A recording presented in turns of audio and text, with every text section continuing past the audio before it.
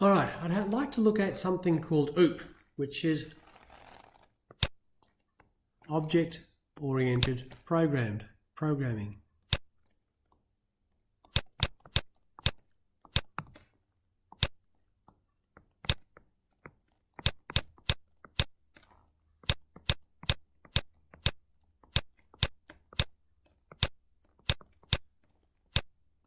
And object-oriented programming tries to put together objects that contain two key pieces of information.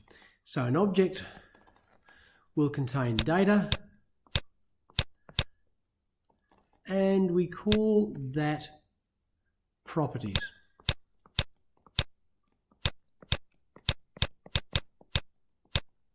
And an object will also contain some code,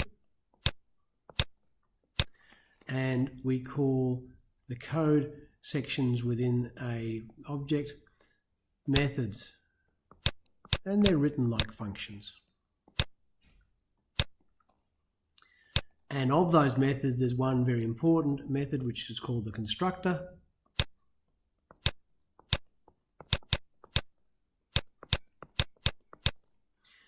And it is used to make a new object.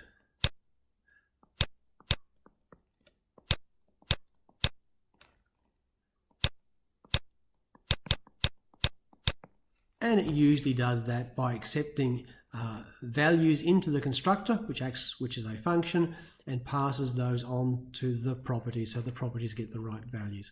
Well, at the moment we have in Sector some sample code there, and I'm going to go to this lesson, Objects Syntax for Classes, and up the top of this lesson I've talked about some of the basics of an object. In an object you can give it a property, and those properties can be given an initial value. So for fruit, this object called fruit, and in PHP the word is class.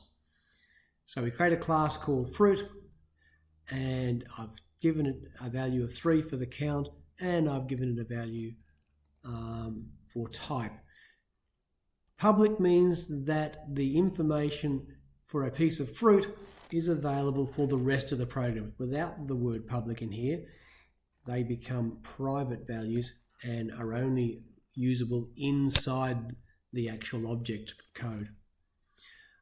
An important method is a constructor, and there's 2 underlines there, hard to see. And a constructor accepts information like any function does, and that information is then passed on to the properties for that object.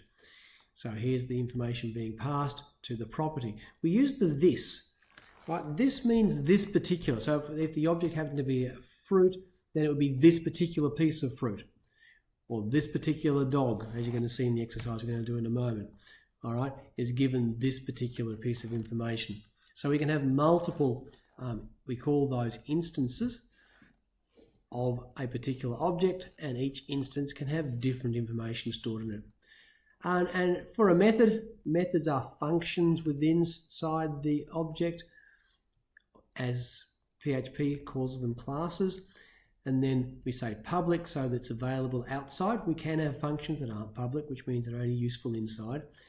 And we have a function, the keyword function, and then the whatever we want to call it, and then a list of parameters. And inside that, we open our parentheses, close our parentheses, and all the code's inside that. Outside, so in your normal code, you've made this object called object1, and you want to use a method, then you type the method name here, and maybe some values going in. All right, we've got sample code here. I'd like you to make this object1.php.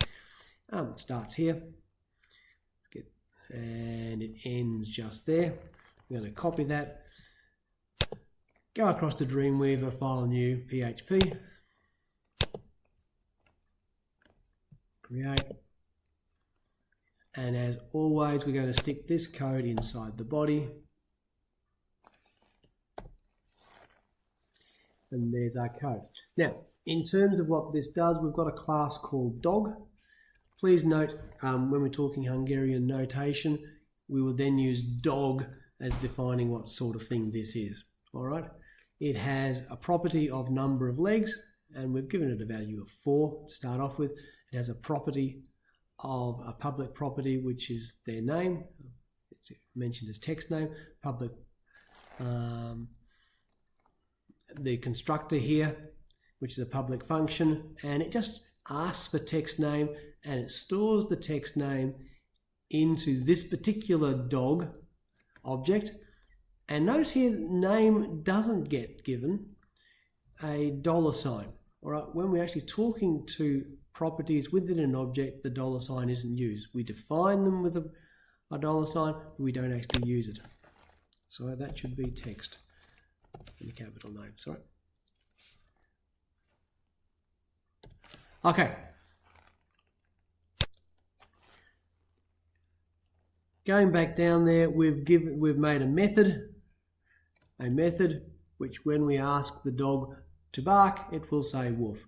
If we ask the dog to greet us, it will say hi, my name is, and whatever's stored in the name. Again, need to fix that. Sorry, I made these a little better in terms of being Hungarian notation. Okay, so here are the pieces. Here's a little bit of code. At this stage, this is just a definition right the way down to there. Now we're using it. We're creating dog1, and it's going to be a new dog, and its name's going to be Barker.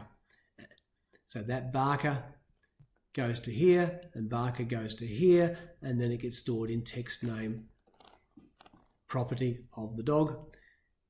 And here's dog2, it's a new dog, and we're calling it Amigo.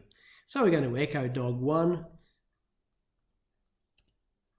We're going to echo its bark, which means it's going to say woof, because that's what bark does. It just returns a woof. Okay. Then we're going to echo dog2. It's going to greet us as if dogs could talk. And it's because dog2 happens to be Amigo, it's going to say, hi, my name is, and it's going to look inside the property to find it's got Amigo in there. All right, so let's save that as object1.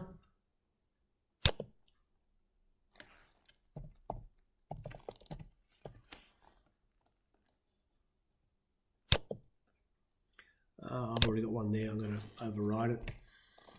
And let's run it.